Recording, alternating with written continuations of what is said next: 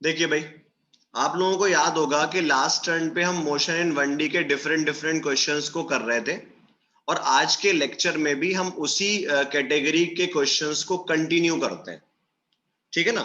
और उस कैटेगरी के सवालों को कंटिन्यू करने के लिए आप लोगों को याद होगा कि मैंने लास्ट टर्न पे रेशियोज पढ़ाए थे। क्यों भाई, ये बात याद है कि मैंने लास्ट टर्न पे आप लोगों को रेशियोज पढ़ाए थे। अब देखो, एक रेशियो तो हमने डिस्टेंस वाला पढ़ा था, S1 S2 S3 का। सिमिलर तरीके से आपके पास एक रेशियो टाइम के टर्म्स में भी होता है, और ये वाला भी for body starting from rest. ध्यान देना, for body starting from rest.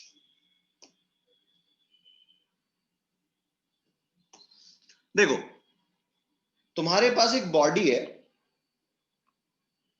और इस बॉडी को सपोज हमने u इक्वल टू 0 और एक्सेलरेशन a से स्टार्ट कराया, ठीक। तो क्या हो रहा होगा, ये बॉडी मान लो चलती चली जा रही है। ये बॉडी अगर चलती चली जा रही है तो इसने पहले कोई डिस्टेंस s चला होगा, यहां पे आ गई होगी, और चलती चली गई है तो एक और s चला होगा, और चलती चली गई है तो एक और s चला होगा, और चलती चली गई है तो एक और s चला होगा। बोलो भाई, क्या सही बात है? क्या ये बॉडी ऐसे ही आगे चलती हुई जाएगी? देखो, लास्ट टर्न पे जो रेशियो करा था वहां पे हमने डिस्टेंस का रेशियो निकाला था इक्वल टाइम में। क्या करा था वहां पे? हमने डिस्टेंस का रेशियो निकाला था इक्वल टाइम में, और अब हम निकाल रहे हैं टाइम का रेशियो फॉर इक्वल डिस्टेंस। ये क्या है, आप कह सकते हो ये आपके पास ratio of time for equal distance. बोलो भाई, क्या मेरी बात समझ में आ रही है कि हम किस टाइप के रेशियो की तरफ बढ़ रहे हैं? हम यहां पे बात कर रहे हैं ratio of time for equal distances. इस बात पे ध्यान दीजिए। तो कहने का मतलब क्या है कि ये बॉडी इस तरीके से आगे जा रही है। बताओ, क्या इसकी स्पीड रेगुलरली बढ़ रही होगी? बोलिए, क्या इसकी स्पीड रेगुलरली बढ़ रही होगी? और अगर इसकी स्पीड रेगुलरली बढ़ रही होगी तो क्या होगा कि पहले s डिस्टेंस को ज्यादा टाइम में चला होगा, उसके बाद वाले को थोड़े कम टाइम में चला होगा, उसके बाद वाले को और कम टाइम में चला होगा। तो ऐसे करते करते ग्रेजुअली टाइम कम होता चला जा रहा होगा। कोई परेशानी भाई? अब एक चीज सुनो, ये बताओ कि अगर मैं कह दूं, हाँ, टाइम जो है वो ग्रेजुअली डिक्रीज करता चला जाएगा बिकॉज स्पीड रेगुलरली बढ़ रही है बिकॉज ऑफ एक्सलरेशन। सिंपल सी बात, ठीक है ना। तो अगर तुम यहां पे ध्यान दो तो मान लेते हैं कि इतने ड्यूरेशन का टाइम t1 है, इसका टाइम t2 है, इसका टाइम t3 है, इसका टाइम t4 है, इसका टाइम t5 है। तो अगर तुम देखो कि बॉडी स्टार्टिंग फ्रॉम रेस्ट है, बॉडी क्या है, स्टार्टिंग फ्रॉम रेस्ट, तो हमारे पास s equals to u t plus half a t square होता है। तो इनिशियल वेलोसिटी 0 है, तुम्हारे पास किसी भी जनरल टाइम का फॉर्मूला होगा अंडर रूट 2s/a। बोलो, अगर मैं कोई time from the starting point निकालूं तो क्या उस फॉर्मूले को मैं अंडर रूट 2s/a ही लिखूंगा? बोलिए भाई सब लोग, ठीक है ना। अगर मैं किसी भी टाइम को इस तरीके से लिखना चाहता हूं तो मुझे यूं ही लिखना चाहिए, और जब यूं ही लिखना चाहिए तो t is equals to under root 2s/a। अब सुनिए ध्यान से, ये बताओ, क्या इस फॉर्मूले के लिए तुम्हारे पास t1 की वैल्यू अंडर रूट 2s/a होगी? बोलो, क्या अंडर रूट 2s/a होगी? अब एक चीज देखो, हम क्या कर रहे हैं, ये वाला टाइम t1 हो गया, ये स्टार्टिंग से मान लो टाइम स्मॉल t2 हो गया, ऐसे ही मान लो स्टार्टिंग से यहां तक का टाइम स्मॉल t3 हो गया। स्टार्टिंग से उसके आगे तक का टाइम स्मॉल t4 हो गया, स्टार्टिंग से उसके आगे तक का टाइम स्मॉल t4 हो गया, t5 हो गया, ऐसे मान सकते हैं स्टार्टिंग से। तो ये बताओ क्या जो t2 है वो तुम्हारे पास, जो t2 है वो तुम्हारे पास under root of 2 into 2s/a होना चाहिए? बोलो, क्या अंडर रूट ऑफ 2s/a होना चाहिए? बोलिए। अगर तुम स्टार्टिंग से टाइम निकालो तो क्या स्टार्टिंग से फ्रॉम द स्टार्टिंग क्या टाइम 3s तक का 2 इंटू 3s/a होना चाहिए? अगर तुम from the beginning time calculate करते हो तो क्या t4 का time under root t into 4s/a होना चाहिए? अगर तुम स्टार्टिंग से टाइम कैलकुलेट करते हो तो 5 टाइप सॉरी क्या लिख दिया मैंने,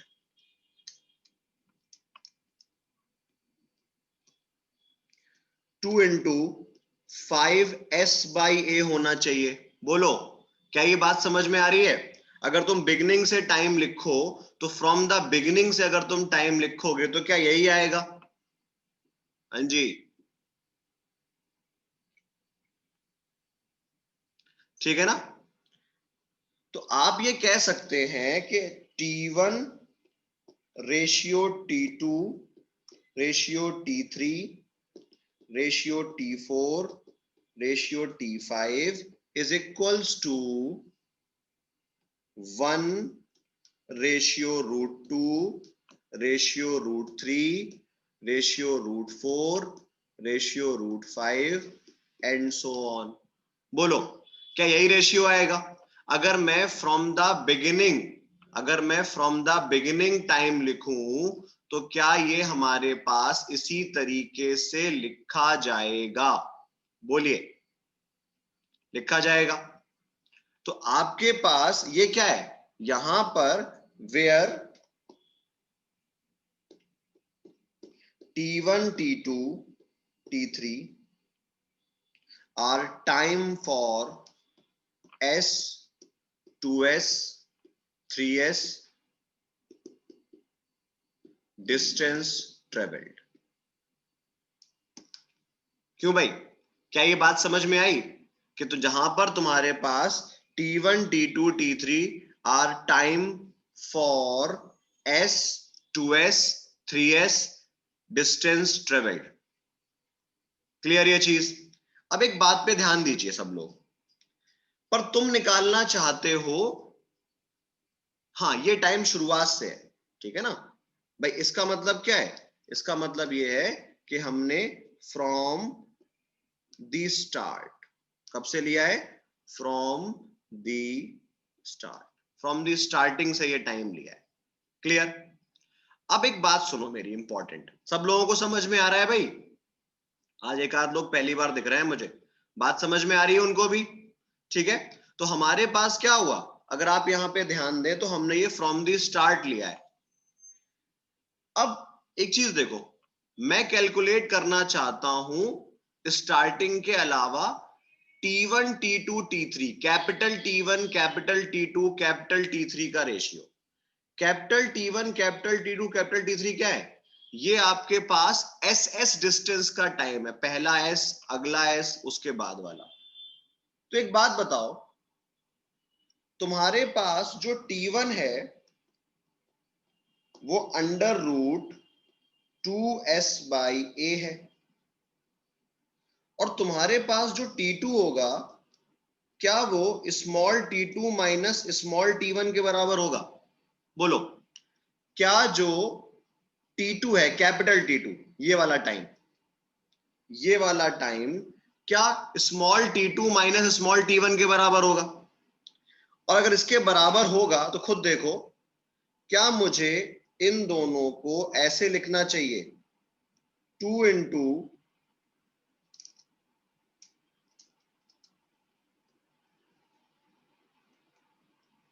2s/a minus under root of 2s/a? इसका मतलब अगर मैं इस 2s बाई ए को कोई सिंबल कैपिटल टी मान लूं, अगर मैं इस 2s बाई ए को अंडर रूट 2s बाई ए को कोई सिंबल कैपिटल टी मान लूं, तो बताओ क्या मैं इसको यूं लिख सकता हूं, √2 माइनस 1 इंटू कैपिटल टी।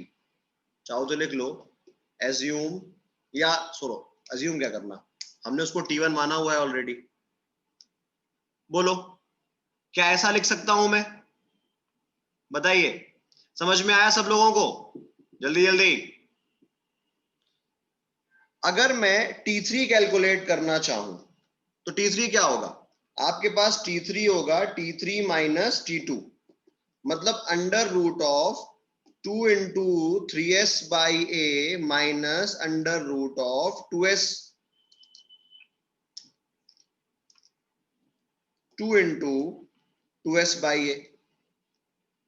तो क्या इसमें देखो, अगर मैं फिर से 2s बाई ए को T1 कहता हूं, तो क्या ये मेरे पास √3 माइनस √2 इंटू T1 आ जाएगा? बोलो क्या T3 की वैल्यू √3 माइनस √2 इंटू T1 आ जाएगी? यस और नो? आ जाएगी। तो बताओ क्या सेम लॉजिक से मैं T4 को √4 माइनस √3 कह सकता हूं, √4 माइनस √3 T1, और T5 को मैं √5 माइनस √4 T1 कह सकता हूं? बोलो भाई, क्या सेम लॉजिक से मैं T1 T2 को इस तरीके से एक्सप्लेन कर सकता हूं कि मेरे पास T4 हो जाएगा √4 माइनस √3 T1, T5 हो जाएगा √5 माइनस √4 T1? बोलिए, सब लोगों को समझ में आया है? तो आप ये कह सकते हैं कि सर अगर मुझे T1 T2 T3 T4 T5 इन सब का रेशियो निकालना पड़े, तो ये हमारे पास है 1 ratio √2 minus 1 ratio √3 minus √2 ratio √4 minus √3 ratio √5 minus √4। ये क्या है? जहां पे T1 T2 T3 are time taken for S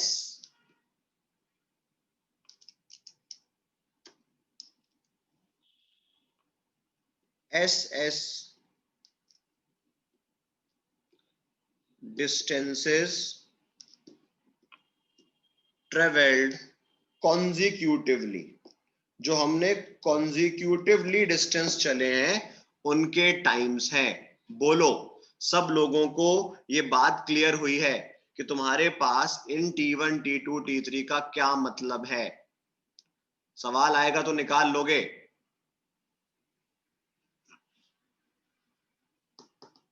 बोलो, लिख लिया सब लोगों ने? ये लिख तो लिया होगा भाई।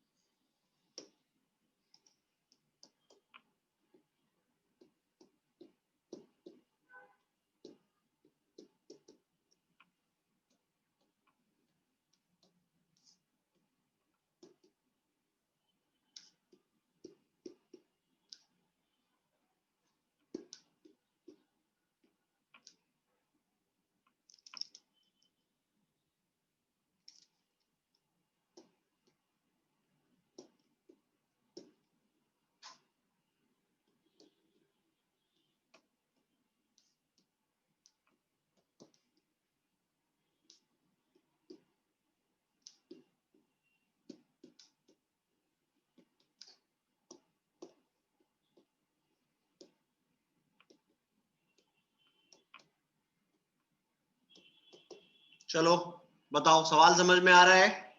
A body moving with U retards with A. Find ratio of time for first and second half distance before coming to rest. कोई बॉडी है, कोई बॉडी है, उसकी अभी स्पीड U है, उसकी अभी स्पीड u है और उस पे रिटार्डेशन मान लो u है आगे, रिटार्डेशन लग रहा है पीछे, ठीक है ना। उस बॉडी के पास अगर हम बात करते हैं तो उस बॉडी के पास आप ये कह सकते हो कि मेरे पास एक बॉडी है जिसके पास u है इधर और एक्सेलरेशन a है पीछे। ये बॉडी रिटार्ड करती है और यहां तक आते आते रेस्ट पर आ जाती है। ये आपसे कह रहा है कि आप मुझे टाइम का रेशियो बताओ जो उसने पहला हाफ और अदर हाफ चला है बिफोर कमिंग टू रेस्ट। बोलो क्या होगा रेशियो, कोई आइडिया?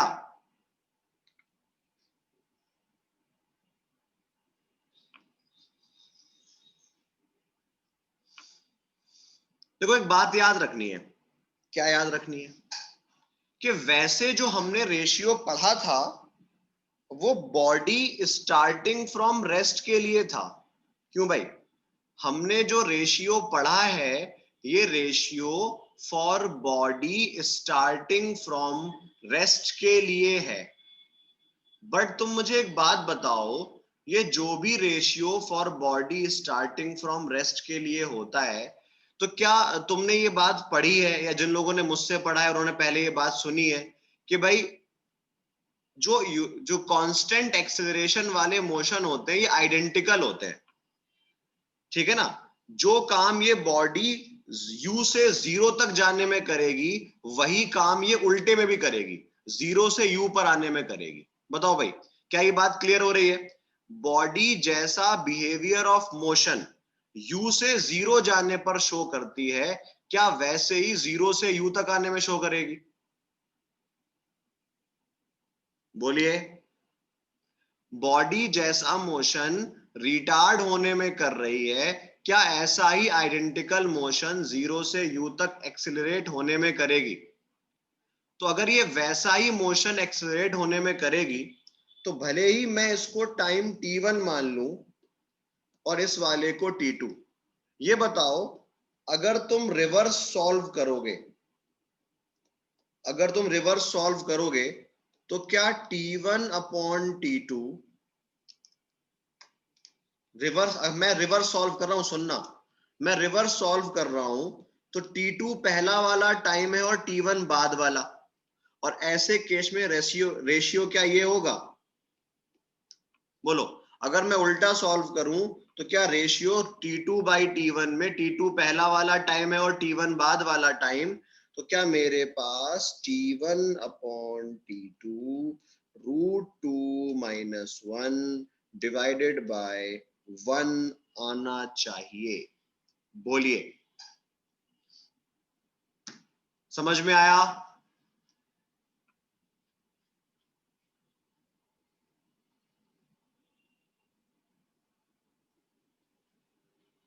क्लियर है ये चीज?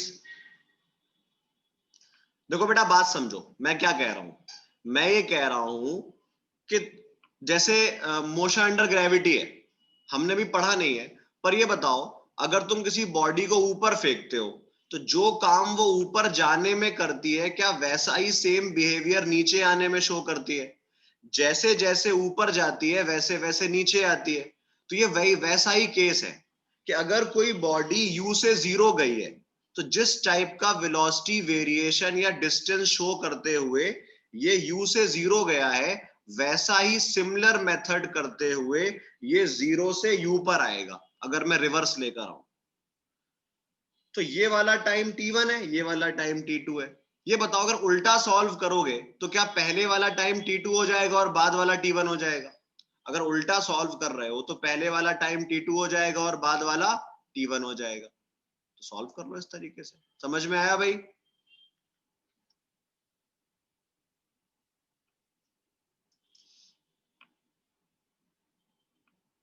देखो अभी और भी सवाल है जो इस चैप्टर में हम रेगुलरली करेंगे। फिलहाल जो कंसेप्ट वाइज बातें हैं उनको सीखते हैं बिकॉज अभी वनडी में बहुत कुछ बचा हुआ है, वनडी तो अभी चल रहा है, ठीक है।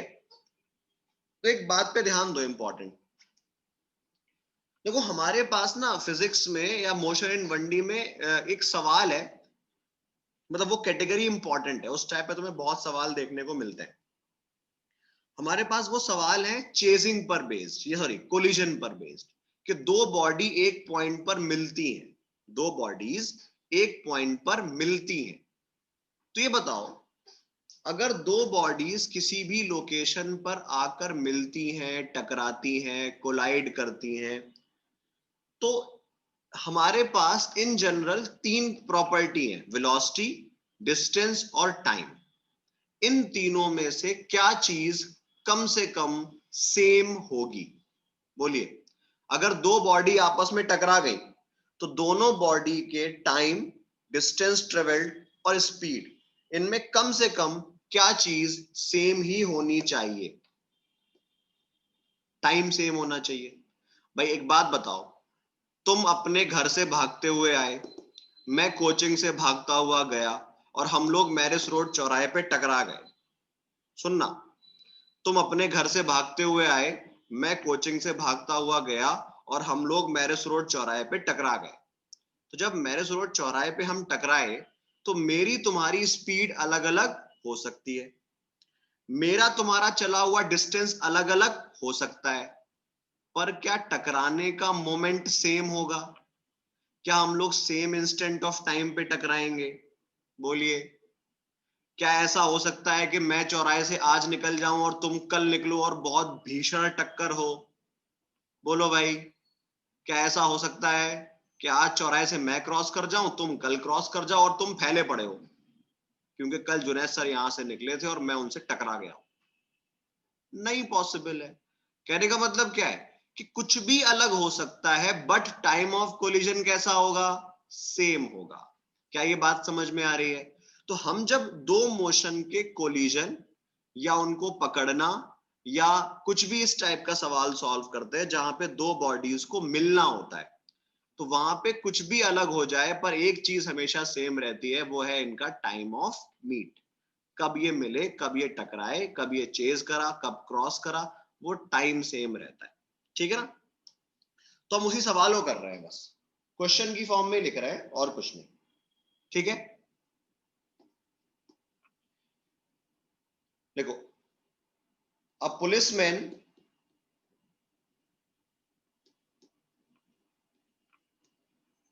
Observes a thief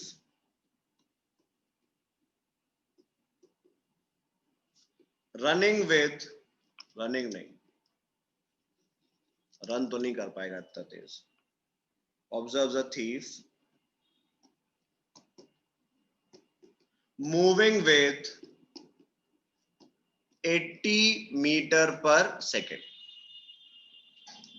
If policeman starts its motion with acceleration 4 meter per second square, find time and distance when policeman will catch the thief। चलो भाई बताओ, क्या लग रहा है कब पकड़ेगा पुलिस चोर को? आसान सवाल है। क्या दोनों के स्टार्टिंग पॉइंट के बारे में कोई इंफॉर्मेशन नहीं दी है तो सेम मान ले? दोनों के स्टार्टिंग पॉइंट के बारे में कोई इंफॉर्मेशन नहीं है तो मैं क्या दोनों के स्टार्टिंग पॉइंट को सेम मान लूं?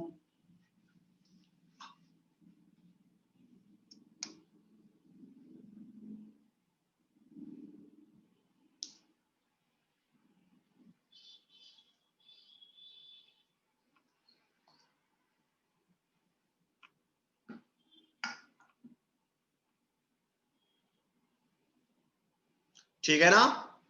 चलो भाई देखो करते हैं क्या हुआ। आप यहां पे ध्यान दो, अगर आप यहां पे ध्यान देंगे तो आपको समझ में आएगा कि भाई इन दोनों का मान लेते हैं कि स्टार्टिंग पॉइंट सेम है। ये तुम्हारा पुलिसमैन ये चोर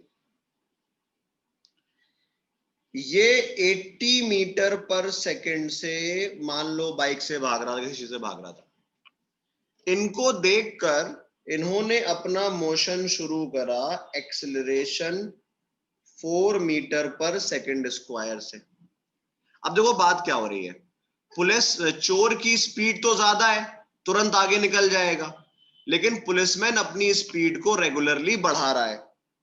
तो हो सकता है यहां कहीं जाकर ये चोर और ये पुलिस एक लोकेशन पर हो, ठीक है ना। जब ये इस जगह पर एक लोकेशन पर होंगे तो आप ये कह सकते हो कि देखो एक डिस्टेंस चली थीफ ने, कैसे, constant velocity, distance is equals to speed into time, और एक डिस्टेंस चली पुलिस ने, uniform acceleration half into 4 into t square, half into 4 into t square. तो बताओ भाई, क्या ये एसपी और एसटी बराबर है? अगर सेम पॉइंट से शुरू करा है तो ये एसपी और एसटी कैसे हैं, बराबर है। तो half into 2 into t square is equals to 80 into t. तो आपके पास एक टी से एक टी गायब, और आपके पास टाइम आ गया 40 सेकेंड। मतलब पुलिस को चोर को पकड़ने में 40 सेकेंड लगे, और उसके बाद अगर डिस्टेंस निकालना है तो निकाल लो, 80 इंटू 40, 3200 मीटर। बोलो भाई, सवाल समझ में आया सब लोगों को? क्लियर ये चीज?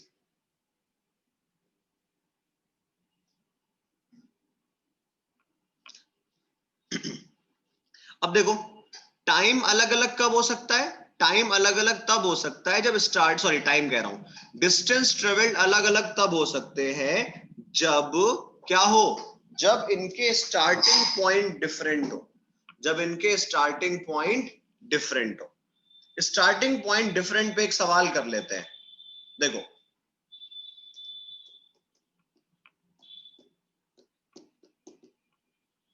a policeman observes a thief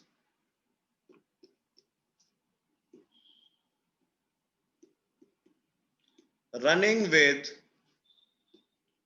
40 meter per second from a distance of 80 meter, from a distance of 80 meter. If policeman starts its motion with a equals to 2 meter per second square, find time when he will catch the thief. चलो भाई बताओ क्या करना चाहिए policeman को। ये सवाल में कह रहे हैं कि ये एक पुलिसमैन है पी, और ये एक चोर है, इन दोनों के बीच का डिस्टेंस है 80 मीटर। अब देखो क्या हुआ कि थीफ जो है वो इससे जा रहा है 40 मीटर पर सेकंड की स्पीड से। मेरा एक बात बताओ, बस छोटा सा सवाल है, क्या सवाल में चोर के भागने की डायरेक्शन दे रखी है?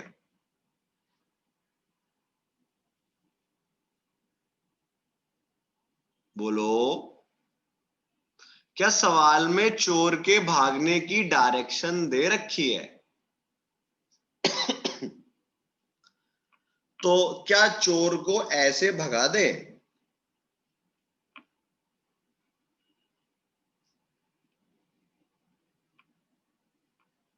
क्या चोर का दिमाग खराब है? क्यों भाई, क्या चोर का दिमाग खराब है? नहीं, ठीक है ना, चोर का दिमाग खराब नहीं है। तो चोर कहां भागेगा? पुलिस से दूर। याद रखना है, ठीक है, याद रखना है कि भाई इस टाइप के सवाल में ऐसा हो सकता है कि वो direction of velocity of thief ना दे, तो ऑब्वियस है कहां भाग रहा होगा? दूर भाग रहा होगा। अब देखो क्या हुआ, क्या होता है कि भाई यहां कहीं मान लीजिए पहुंचकर चोर ने पुलिस को चोरी पुलिस ने चोर को पकड़ लिया, ठीक है ना, पुलिस ने चोर को पकड़ लिया। तो एक बात बताओ, इस लोकेशन तक जाने के लिए एक डिस्टेंस चला है थीफ ने, एस टी।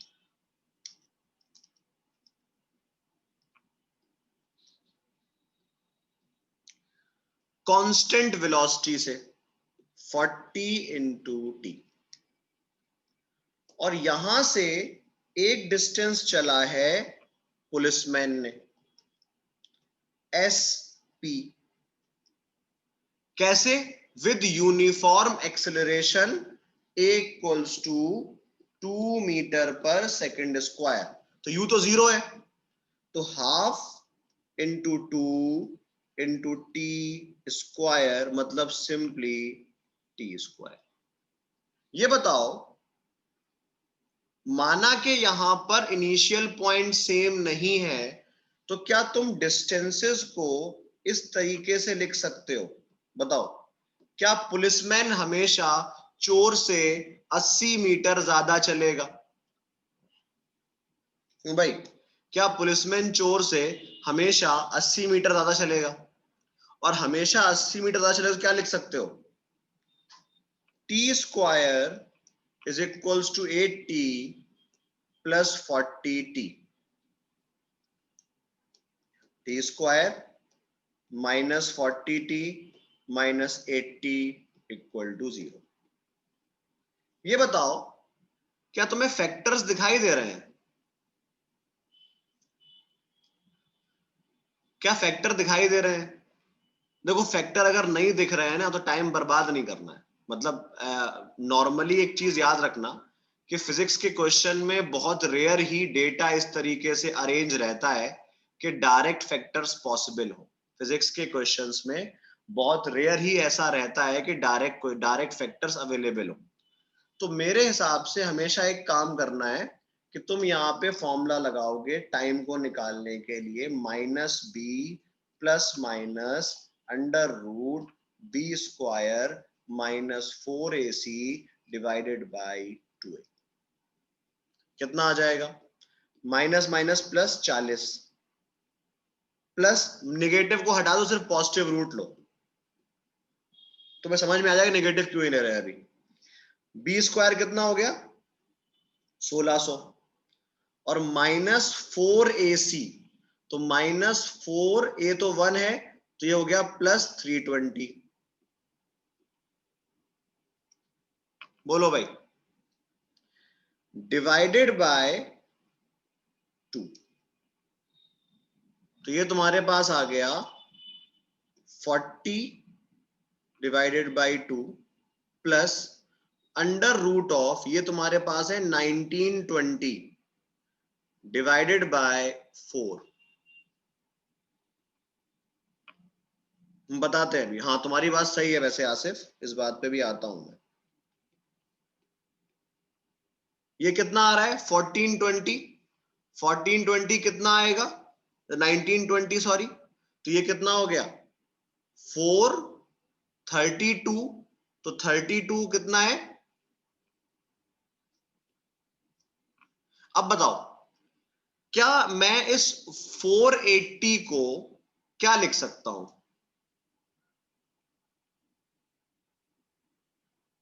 क्या 22 का स्क्वायर 484 होता है?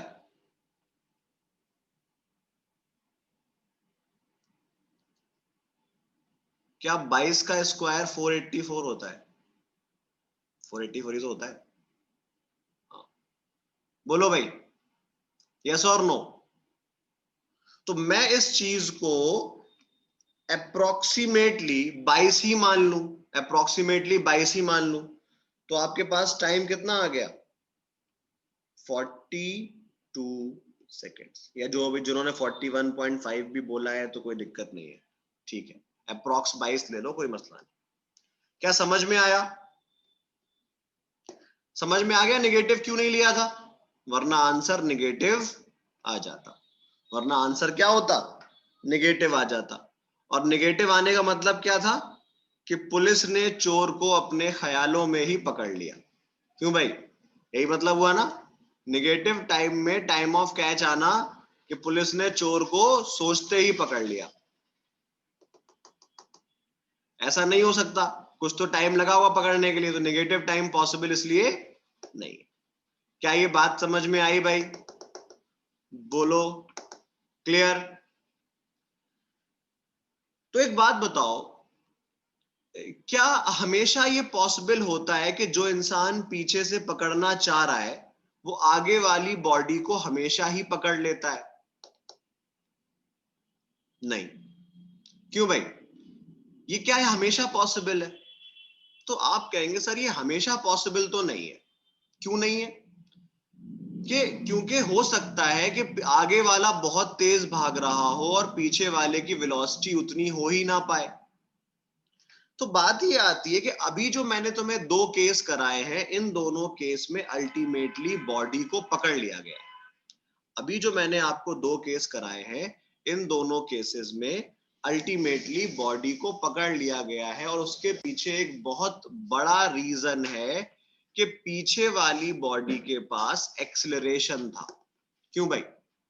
क्योंकि पीछे वाली बॉडी के पास नॉर्मल पानी, ठीक है ना, पीछे वाली बॉडी के पास एक्सेलरेशन था। तो पीछे वाली बॉडी कभी ना कभी अपनी वेलोसिटी को इतना बढ़ा ही लेगी कि वो आगे वाले को पकड़ ले। लेकिन अगर मान लो आगे वाली बॉडी के पास, हाँ, अगर आगे वाली बॉडी के पास एक्सेलरेशन हो और पीछे वाली के पास कांस्टेंट वेलोसिटी, अगर आगे वाले के पास एक्सेलरेशन हो और पीछे वाले के पास कांस्टेंट वेलोसिटी, तो क्या हो सकता है? तो ऐसा हो सकता है कि पीछे वाली बॉडी उसको ना पकड़ पाए। क्यों भाई, मेरी बात समझ में आ रही है? कि अगर आगे वाले के पास एक्सेलरेशन हो, वो हमेशा अपनी वेलोसिटी बढ़ा सकता हो और मैं कांस्टेंट भाग रहा हूं, तो क्या इस बात की पॉसिबिलिटी है कि मैं उसे नहीं पकड़ पाऊंगा? बोलो, है या नहीं है? हाँ। तो ये बताओ, अगर आगे वाले के पास एक्सेलरेशन है तो हम कभी नहीं पकड़ पाएंगे, या पकड़ भी सकते हैं और नहीं भी?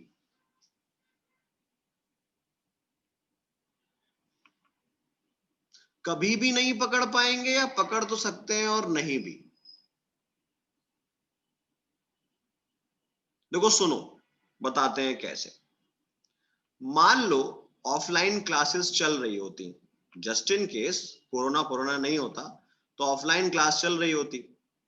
मैं कोचिंग के गेट पे खड़ा था कि आज कोई भी बच्चा कोचिंग, अगर घर से कोचिंग आएगा तो कोचिंग ही आएगा, कहीं और नहीं जा पाएगा।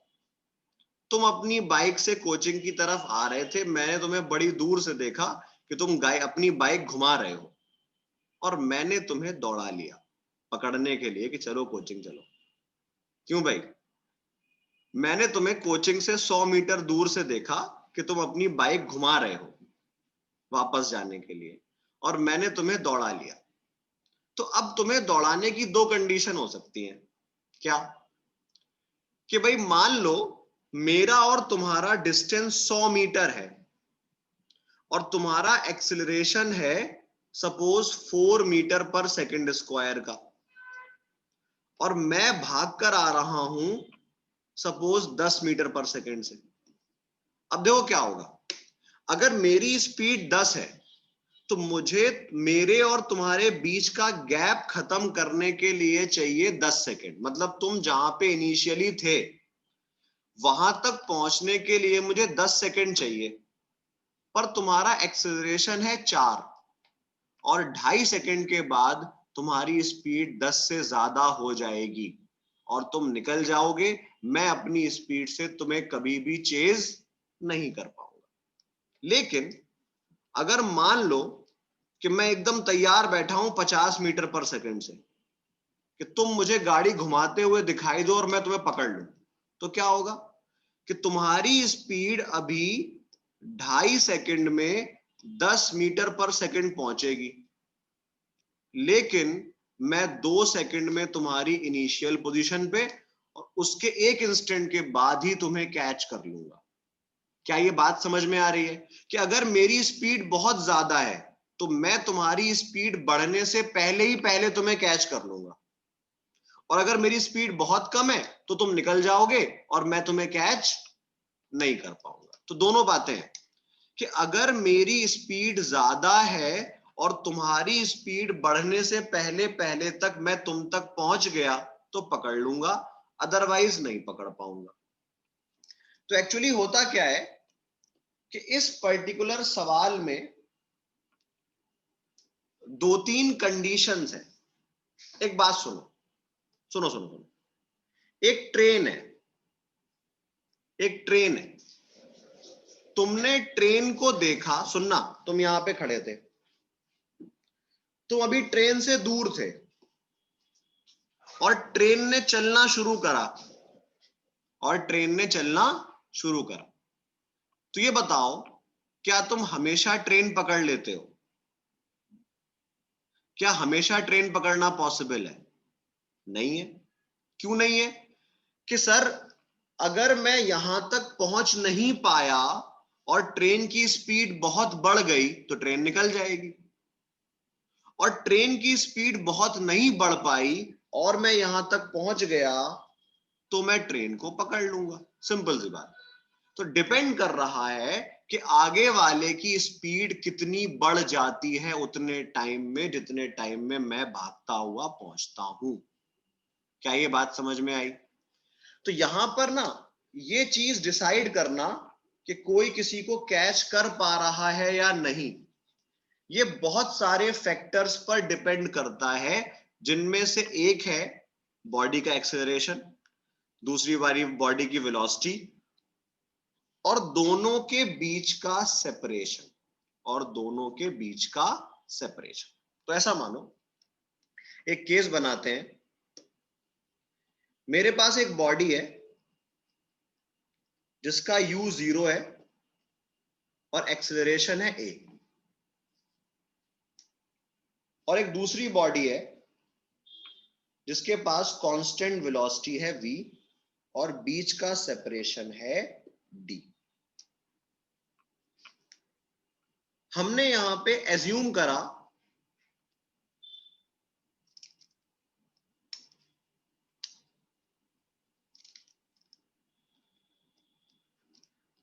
A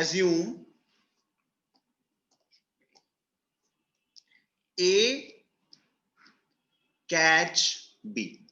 अगर मैं ये बात एज्यूम कर लूं कि A B को कैच कर लेता है तो क्या एक मोमेंट पर दोनों यहां कहीं होंगे?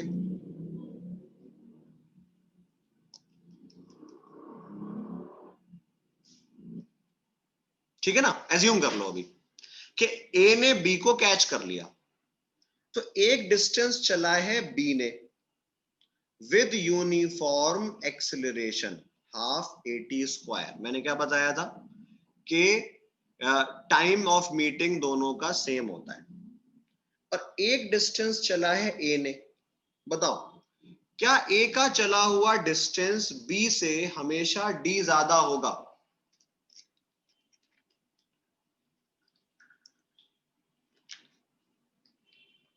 होगा।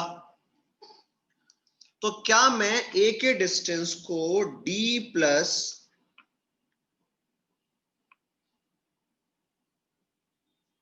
D जो ऐसे है, ऐसे चला गया है कांस्टेंट वेलोसिटी से VT, और ये इक्वल है D प्लस SB के।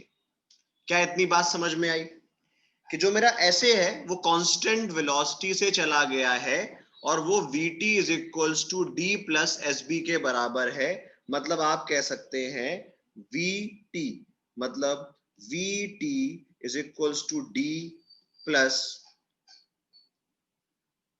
Half AT square, D plus half AT square. तो आप लिखेंगे AT स्क्वायर, बताओ इसको ऐसे लिख सकते हो,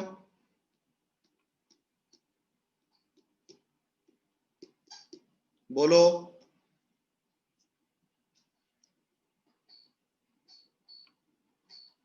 बताओ ऐसे लिख सकते हैं?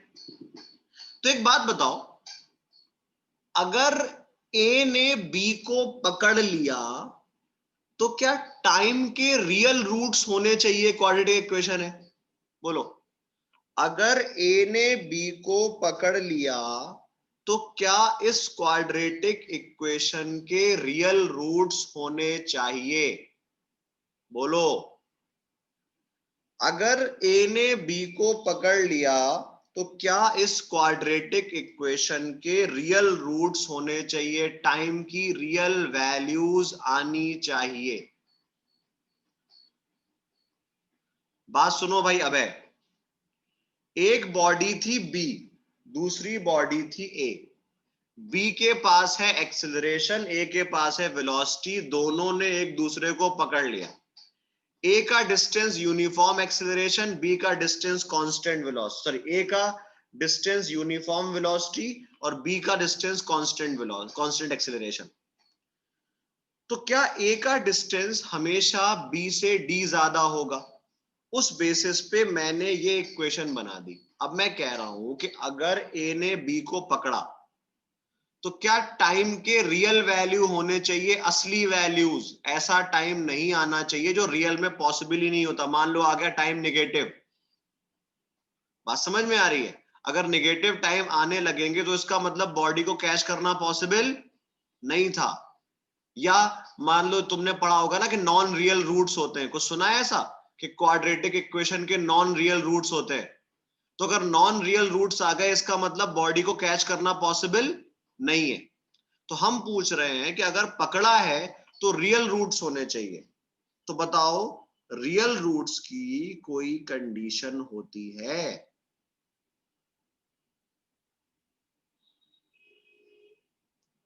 कोई कंडीशन होती है क्वाड्रेटिक इक्वेशन में रियल रूट्स आने की?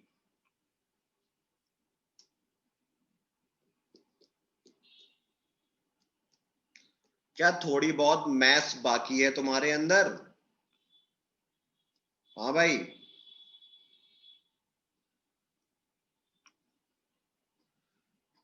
क्या तुम्हारे अंदर थोड़ी सी मैथ्स बाकी है या खत्म हो गई 11-12 पढ़ने के बाद?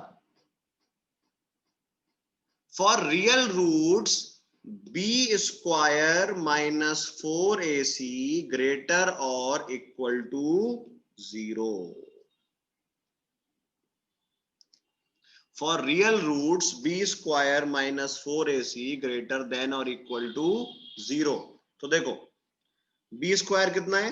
-2b मतलब 4b square minus 4 into a into 2d greater than equal to 0। तो v square greater than equal to 2AD या velocity greater than equal to 2AD। Condition such that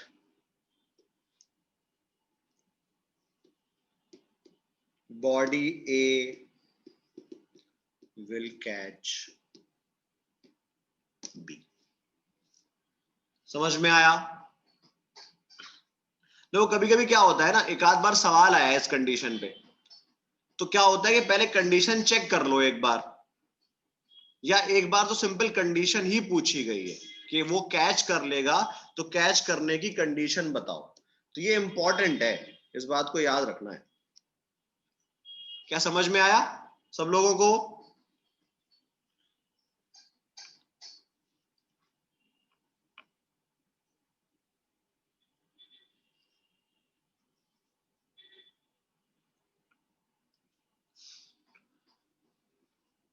ठीक है, चलिए बहुत बढ़िया। तो ये चीज है मेन। अब देखो इसका जब तुम सवाल करते हो ना, तो इसके सवाल में दो बातें ऑब्जर्व करी जाती हैं, इसके क्वेश्चंस में दो बातें ऑब्जर्व करी जाती हैं, और उसी बेसिस पे हम एक सवाल को यहाँ पे तुम्हें करवा रहे हैं, उसी बेसिस पे मैं तुम्हें एक क्वेश्चन यहाँ पे करवा रहा हूं।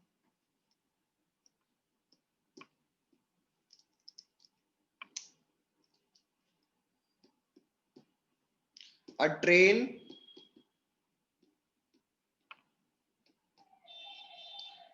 is starting from rest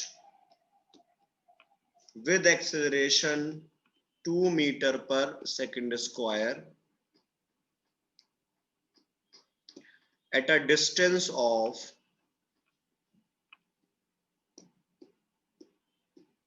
40 metre, या 40 मत करो तो 80 metre from a passenger.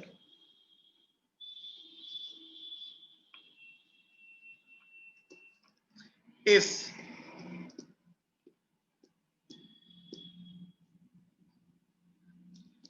passenger starts running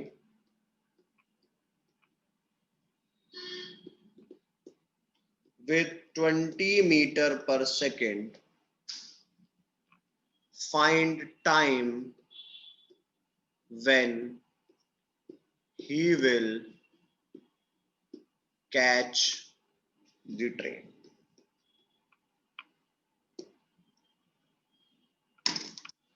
सबसे पहले वो तुम चाहो तो कंडीशन चेक कर लो, बताओ कैच कर पाएगा या नहीं।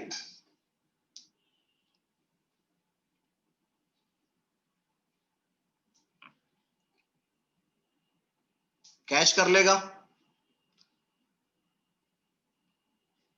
हाँ भाई, क्या कैच कर लेगा?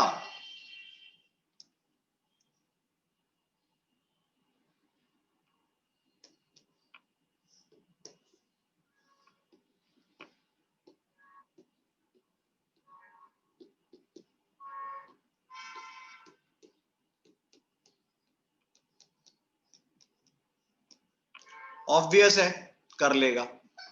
तो अब टाइम बताओ, बताओ भाई, टाइम बताओ कब कैच करेगा। आंसर चाहिए सबसे।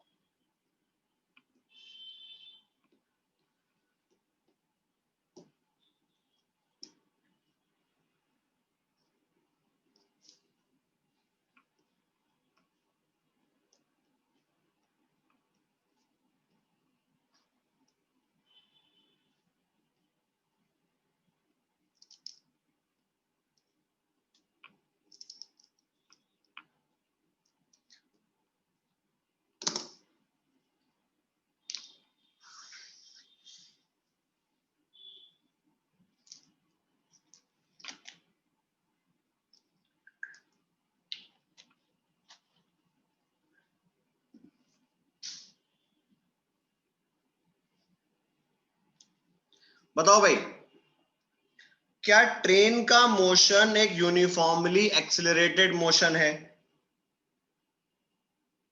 और पैसेंजर का एक कांस्टेंट वेलोसिटी? तो वेलोसिटी कितनी है? 20।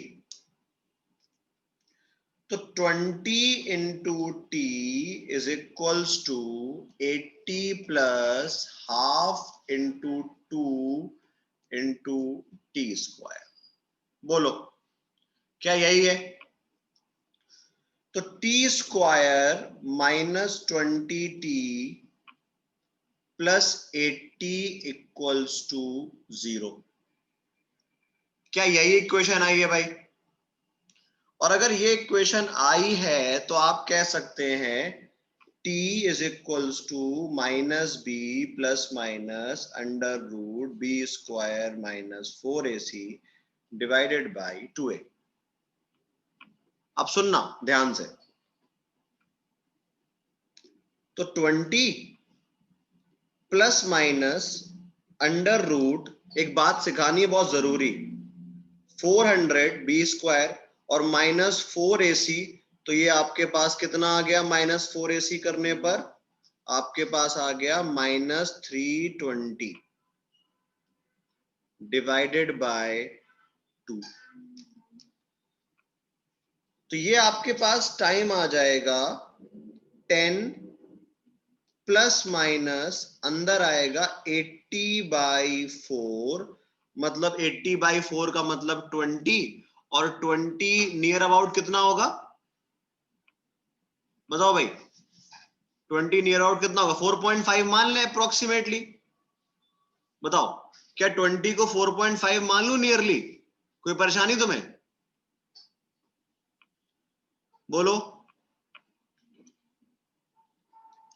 क्या मैं इतने टर्म को अप्रोक्सीमेटली, वैसे तो शायद 4.7 कुछ होता है, मैं 4.5 मान लू?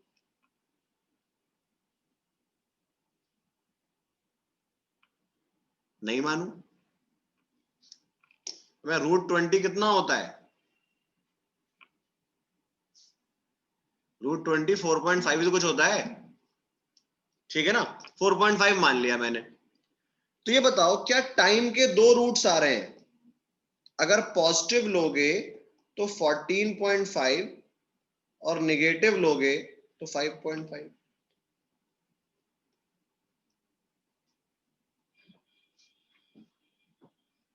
हाँ भाई, क्या टाइम के दो रूट आ गए? अब बस एक बात बता दो, कौन सा वाला आंसर लगाएं? बोलो, कौन सा आंसर लगाएं? 14.5 या 5.5? ये बताओ, तुम ट्रेन पकड़ने गए, जो लोग 14.5 बता रहे हैं, जो ट्रेन पकड़ने गए तुम, और तुम ट्रेन के सामने 5.5 पे पहुंच गए, पर तुम भागते रहोगे, पकड़ोगे नहीं ट्रेन को, कब पकड़ोगे? 14.5 पे। क्यों भाई? होशियार लोगों, बताओ मुझे जरा ये बात, कि अगर मैं तुम स्टेशन पे ट्रेन पकड़ने गए और तुम 5.5 सेकंड पे ट्रेन के सामने पहुंच गए हो, पर तुम चढ़ नहीं रहे, कि नहीं ये तो 14.5 पे एक बार फिर मेरे सामने से निकलेगी और हम तब चढ़ेंगे, बताओ? ऐसा नहीं करोगे ना? तो ये बता, अच्छा ये दो टाइम क्यों आ रहे हैं? चलो ये तो आपने कह दिया कि सर हम ये वाला बोलेंगे, पर दो टाइम क्यों आ रहे हैं? ये दो टाइम क्यों आ रहे हैं?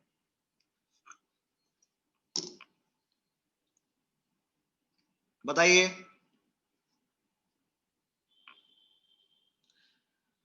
देखो, दो टाइम का मतलब यहां पर ये हुआ कि मान लीजिए वही वाली बात, सुनो, कि तुमको मैंने देखा कि तुम मुझसे 100 मीटर दूर खड़े हो, और तुम्हें तुम्हारे तक पहुंचने के लिए मैं 50 मीटर पर सेकंड से तुम तक पहुंचा, और तुम अपनी स्पीड बढ़ा ही रहे थे। तो मान लो मुझे तुम्हें पकड़ना नहीं, तुम्हें सिर्फ क्रॉस करना है, तुमको सिर्फ क्रॉस करना है। तो अगर मेरी स्पीड 50 होगी और तुम्हारी स्पीड अभी उतनी ज्यादा नहीं हो पाएगी, तो पहले राउंड में मैं तुम्हें क्रॉस कर जाऊंगा, पर मेरी स्पीड तो कांस्टेंट है और तुम अपनी स्पीड रेगुलरली बढ़ा रहे हो। तो बताओ, क्या तुम दोबारा मुझे क्रॉस कर जाओगे? बोलो। अगर दो इंसान हैं, सुनना ध्यान से, ये दो टाइम क्यों आ रहे हैं? मेरी स्पीड 50, तुम्हारा एक्सेलरेशन 2 का, तो क्या हो सकता है? अपनी हाई स्पीड की वजह से मैं तुम्हें क्रॉस कर जाऊं, ठीक है ना? लेकिन तुम अपनी स्पीड रेगुलरली बढ़ा रहे हो, तो हो सकता है एक बार तुम यहां पे थे, मैं यहां पे था, पर मैं तुम्हें क्रॉस कर गया, लेकिन तुम थे बहुत मेहनती, बहुत लेबोरियस, और तुमने कहा नहीं, हम अपनी स्पीड बढ़ाएंगे और फिर पीछे करके दिखाएंगे, और इस जगह पर तुमने मुझे फिर से क्रॉस कर दिया। तो ये काम कौन कर सकता है? जिसके पास एक्सिलरेशन है। तो दो रूट इसलिए आ रहा है कि एक बार पैसेंजर ट्रेन क्रॉस कर जाएगा, फिर दोबारा ट्रेन पैसेंजर को क्रॉस करेगी और ट्रेन फिर हमेशा के लिए आगे निकल जाएगी। क्या ये समझ में आया? बोलो। तो अगर ऐसा सवाल आए तो आप क्या करेंगे, आप छोटा वाला रूट चूज करेंगे। क्या ये बात क्लियर है?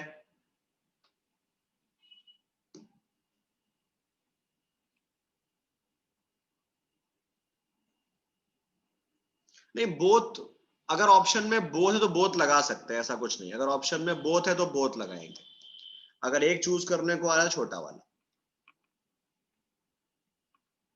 ठीक है, समझ में आया भाई?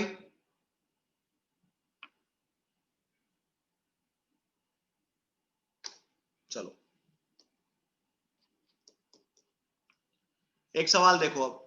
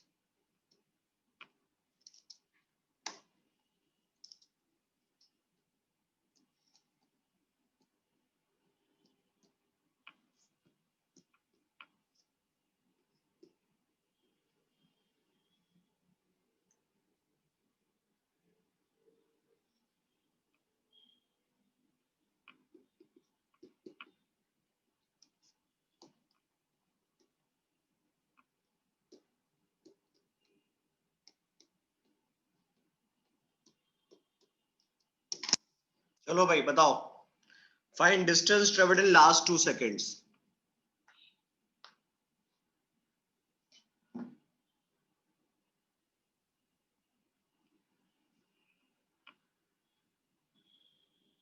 ऑप्शन दे दूं तुम्हें?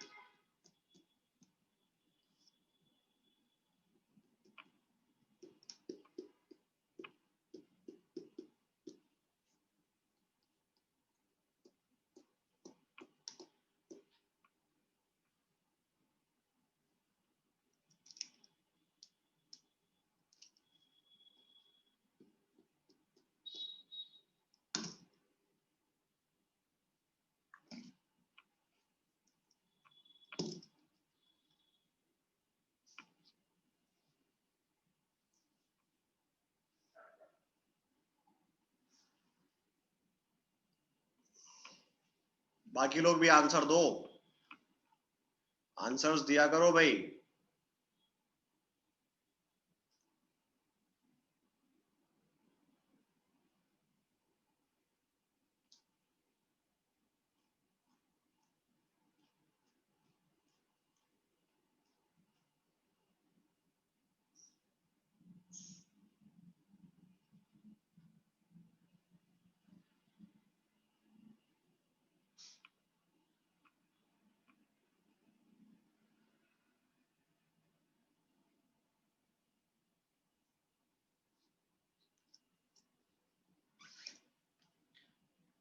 ये बताओ, तुम्हें ये जो डेटा दे रखा है इसका क्या मतलब है?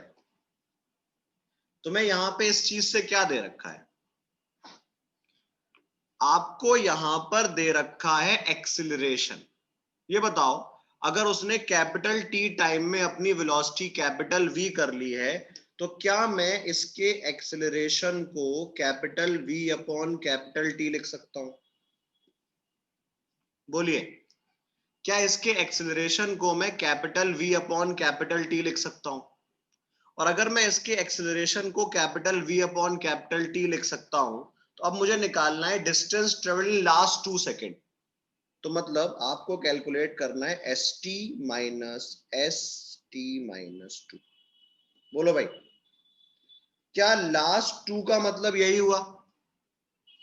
क्या लास्ट 2 का मतलब यही हुआ? तो ये आपके पास आया half a t square minus half a T minus 2 का होल स्क्वायर। अभी ए की वैल्यू मत रखो, ठीक है। इस हाफ ए को बाहर ले आओ, तो ये आ जाएगा T square minus T square plus 4, ठीक है ना, सॉरी, -4 और +4t, ठीक है ना। ये आपके पास ये टी स्क्वायर कैंसिल, और आपके पास आ गया लास्ट 2 का v by 2t multiplied by 4t minus 1, मतलब 2v by capital T t minus. समझ में आया भाई? काफी लोगों ने आंसर दिया है, ठीक है ना, काफी लोग आंसर दे रहे हैं, अच्छी बात है ये। और अगर तुम इस तरीके से जवाब देते रहोगे तो तुम्हारी उम्मीदें बढ़ती रहेंगी।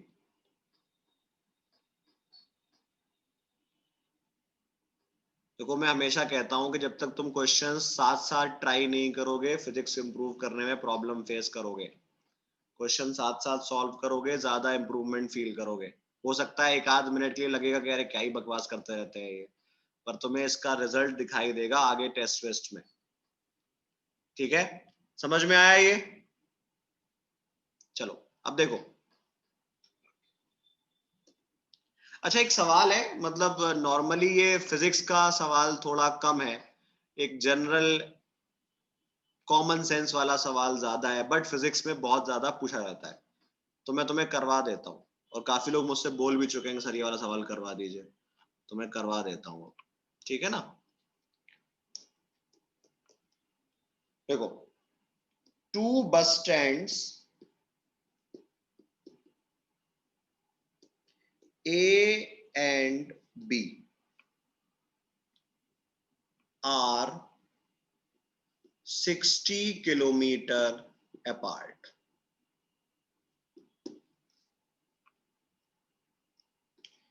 There is a regular bus service. There is a regular bus service from A to B and B to A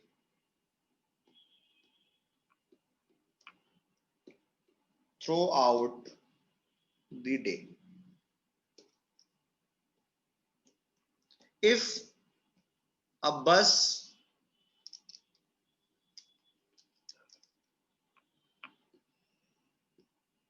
leaves from A to B,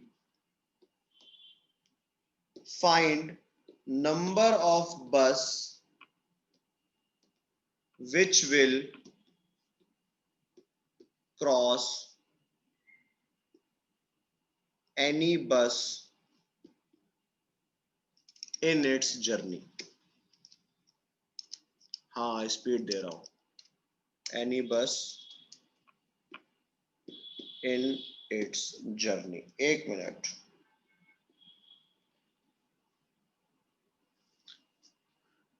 leaves 60 kilometre per hour each, 60 kilometre per hour each. सवाल सुन लो हिंदी में, दो bus stand है ए और B, इनके बीच का distance है 60 kilometre, और ए से बी और बी से ए एक रेगुलर बस सर्विस है थ्रू आउट द डे, जहां पर क्या हो रहा है, एक minute, if a bus leaves from A to B, एक मिनट एक बात और रह गई, एवरी 10 मिनट्स। तुम लोग ने ना आंसर रटे हुए, लोगों ने आंसर भी देना शुरू कर दिए, मतलब बिना इंटरवल जाने तो लोगों के आंसर्स भी आना शुरू हो गए। खतरनाक हो तुम लोग, हाँ, मतलब स्पीड पता नहीं है, टाइम इंटरवल पता नहीं है, लेकिन पहले ये सवाल करा हुआ है तो रटा हुआ है कि हाँ 11 होगा, ठीक है ना। चलो खैर, वैसे डेटा में ज्यादा फर्क नहीं होता, 2 ही 3 पॉपुलर क्वेश्चन है इस चीज पे मिलते हैं। मैं कंसेप्ट समझा देता हूं, वैसे आंसर ही याद रखना है अल्टीमेटली, ऑल इन ऑल तुम्हें इसका आंसर याद रखना है, ठीक है ना। हाँ, टैलेंट तो है तुम लोग के अंदर। खैर, अब देखो, एक बात सुनो, दो सुनो ध्यान से। ये बस स्टैंड ए और ये रहा बस स्टैंड बी। सुनिएगा ध्यान से। मान लो अभी 12 बज रहा है, तो 12 बज रहा है, तो 12 बजने का मतलब एक बस अभी यहां पे होगी, 12:10 के टाइम पर एक यहां होगी, एक यहां होगी, ये कह सकते हो ये 10 है, ये 20 है, फिर एक यहां पर होगी, क्योंकि हर 10 मिनट पे निकल रहे हैं। ये 40 पर, ये 50 पर, और ये 1 बजे। क्यों भाई? अब सुनना ध्यान से। ये क्या है कि अगर मान लो मैं इधर से आने वाली बसेस की बात करूं, बताओ क्रॉस कौन करेगा? जो सामने से आ रही होंगी। क्यों भाई? इस वाली बस को मान लो तुम्हें इधर जाना है, तो तुम्हारी वाली बस को कौन क्रॉस करेगा? जो सामने से आ रहे हैं। बोलो, सुनना ध्यान से, मैं टाइम भी रुको, टाइम दोबारा बनाऊंगा, टाइम दोबारा बनाऊंगा। मान लो अभी 12 बज रहा है, अभी 12 बज रहा है, तो अगर जब 12 बज रहा है तो हर 10-10 मिनट पे एक बस बस स्टैंड बी से ए की तरफ छोड़ दी जाती है। सुनना, हर 10-10 मिनट पर एक बस ए से बी और बी से ए छोड़ दी जाती है। तो ये बताओ, क्या इस वाली बस को, ग्रीन वाली बस को, मैं से ग्रीन बना देता हूं, ये बताओ क्या ग्रीन वाली बस को अपने से पीछे वालों से कोई मतलब है? क्या पीछे वाली बस इसे कभी क्रॉस कर सकती है? क्या ग्रीन वाले बस को या ग्रीन वाली बस को इसके प्लेटफॉर्म से निकलने वाली बसेस से कोई मतलब रखना चाहिए? भाई, जो इसके बाद निकल रही हैं वो सेम स्पीड से हैं, इसे कभी भी क्रॉस नहीं कर सकती। जो इसके बाद निकल रही हैं वो इसी डायरेक्शन में सेम स्पीड से आ रही हैं, तो कभी भी क्रॉस नहीं कर पाएंगी। कौन क्रॉस कर सकता है? कौन क्रॉस कर सकता है? जो सामने से आ रही है। बताओ भाई, अगर इन दोनों की स्पीड v है तो क्या ये कभी क्रॉस कर सकते हैं? नहीं। क्रॉस कौन करेगा? जो सामने से आ रहा है। क्रॉस कौन करेगा? जो सामने से आ रहा है। तो देखो, अब ये बताओ, अगर ये 12 बजे यहां पर है तो क्या 11 बजे से लेकर 12 बजे तक निकली हुई बसेस इस तरीके से रास्ते में होंगी? बोलो, क्या इस बस के निकलने से पहले वाले 1 घंटे की सारी बसेस अभी रास्ते में होंगी? बोलिए, क्या इस बस के निकलने के 1 घंटे पहले तक की सारी बसेस अभी रास्ते में होंगी? हाँ या ना? होंगी ना? भाई मान लो अगर हर 10-10 मिनट में एक बस निकलती है तो 1 घंटे में 6 निकलती हैं। मैं अगर 12 बजे निकलना शुरू करता हूं, मैं अगर 12 बजे निकलना शुरू करता हूं, तो इसका मतलब 1 घंटे में 6 बसें निकलेंगी। 1 घंटे में 6 बसें निकलेंगी, और अगर 6 बसें निकलेंगी तो वो अभी रास्ते में ही होंगी, वो अभी रास्ते में ही होंगी। क्या ये बात समझ में आई?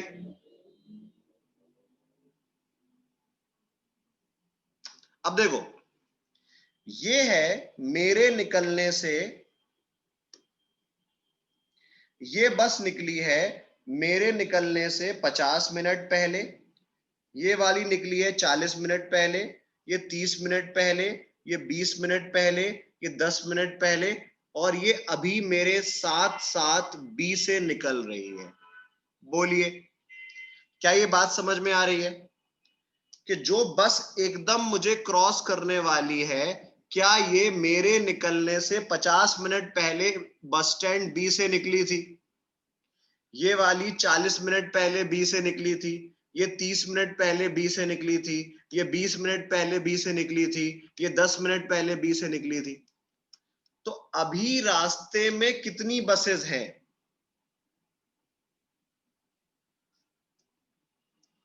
अभी कितनी है? 5 और 6 इन नेक्स्ट आवर। और अगले घंटे में कितनी निकलेंगी? 6। बताओ भाई, ये बताओ, ये तो मेरे निकलने से 1 घंटे पहले वाली है, लेकिन जब मैं चलना शुरू कर दिया तो नई बसें भी तो उसी रास्ते में ऐड हो रही होंगी। बोलो, क्या नई बसें भी उसी रास्ते में ऐड हो रही होंगी? ये जो 5 बसें हैं ये मेरे निकलने से पहले वाली हैं, और जब मैं चलना शुरू कर दिया तो क्या जो नई बसें हर 10 मिनट में आ रही हैं वो भी रास्ते में ही आएंगी? और जब वो भी रास्ते में आएंगी तो 1 घंटे में कितनी निकली? 6 निकली। तो आंसर क्या हो गया? 11 हो गया। बाकी तुम इसका एक शॉर्ट फॉर्मूला भी याद कर सकते हो कि नंबर ऑफ बस होती है 2n-1, where n is number of bus in 1 hour। समझ में आया भाई? तकलीफ तो नहीं हो गई?